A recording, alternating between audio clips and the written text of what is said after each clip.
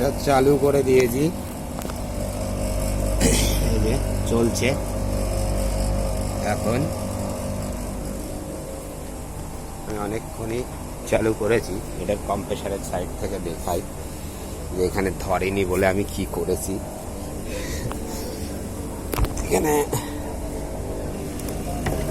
এই যে সাইড থেকে কেটে দিয়েছি কম্প্রেসার, এটা হালকা বাইরে বেরিয়ে আছে। এখানে পুরো একদম চেন করে দিয়েছি, সব ভেতরে কম্প্রেসার আছে।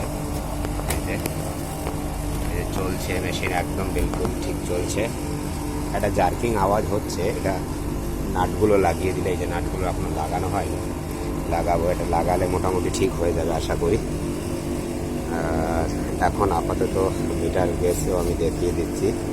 এখানে গ্যাস আমি এখনো পুরো করিনি, 50-তে রাখা আছে। এটা যে 50-তে রাখা আছে আপাতত।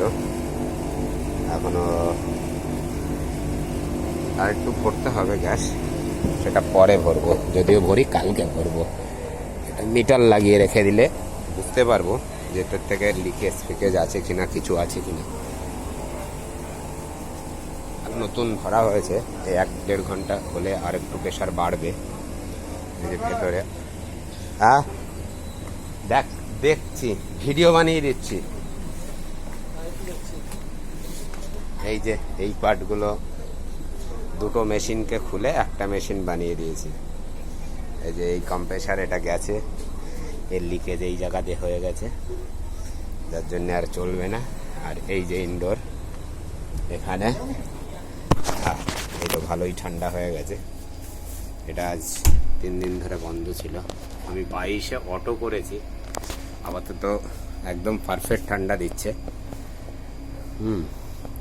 গ্যাস যতটুকু আছে সেই অনুযায়ী।